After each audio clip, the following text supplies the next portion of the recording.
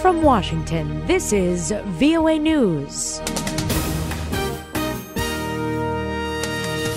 I'm Liz Palka reporting. Hundreds of thousands of Americans gathered across the United States Saturday at March for Our Lives rallies to demand tighter gun laws. The demonstrations, led by survivors of last month's Florida school massacre, which reignited public anger over mass shootings.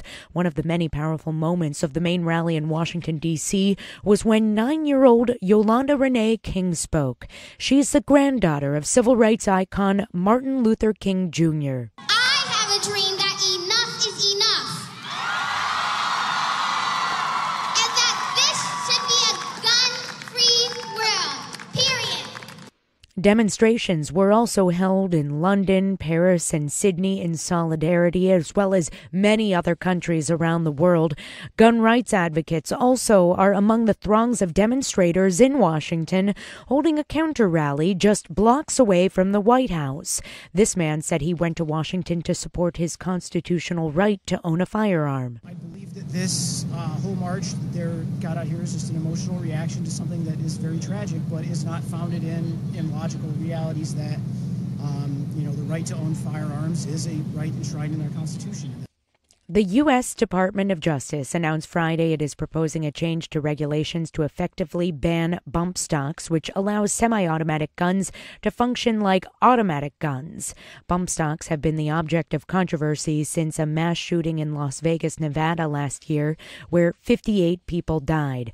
More coverage of this and the March for Our Lives on voanews.com. U.S. President Donald Trump has issued an order banning most transgender people from serving in the military. This is VOA News. A gendarme who was shot 3 times after voluntarily taking the place of a hostage during a supermarket siege in southwestern France on Friday has died. France had made this announcement Saturday. Reuters' Scarlett Savicinovic reports. The French police officer who swapped himself for a hostage in a supermarket siege on Friday has died. Officials identified him as Arnaud Beltrame, with President Emmanuel Macron saying on Saturday he, quote, fell as a hero, giving up his life to halt a murderous jihadist terrorist. Beltrame was shot 3 times as he helped bring an end to the shooting spree that killed 3 other people in southwestern France and injured 16 more. That was Scarlett Savicinovic. The Islamic State militant group's propaganda arm claimed responsibility. Thousands of people demonstrated Saturday in central Tel Aviv. They protested against Israel's plan for the mass expulsion of Eritreans and Sudanese who entered the country illegally. Israeli media said more than 20,000 people, migrants and Israelis, took part in the rally. Footage broadcast live on the Ynet News website shows them chanting, "We are all human beings." Australian actress Cate Blanchett says she is bewildered by Myanmar leader Aung San Suu Kyi's silence over the atrocities being committed against Rohingya Muslims. The actress visited some of the displaced Muslims from Myanmar as a UNHCR Goodwill Ambassador. It is bewildering, isn't it, that someone who has been such a fighter for even a fragile democracy, someone who upholds human rights, does not seem to be speaking out more clearly about the atrocities that are so very clearly happening under her watch.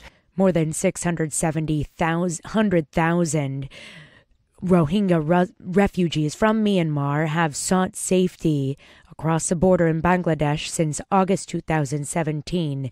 This after a military campaign against the minority group that a UN official has previously called genocide. The Rohingya are not recognized as citizens of Myanmar. A Sierra Leone court upheld a request by a member of the ruling party for an injunction on Saturday to delay a presidential election runoff that was meant to happen next Tuesday. The member filed for the injunction on Thursday, saying there was evidence of electoral fraud that needed to be investigated before the poll could go ahead. A powerful 6.3 magnitude earthquake struck the island of New Britain in Papua New Guinea on Saturday. International students can report personal and employment changes to U.S. immigration officials via new portal launched by the U.S. Immigration and Customs Enforcement Agency.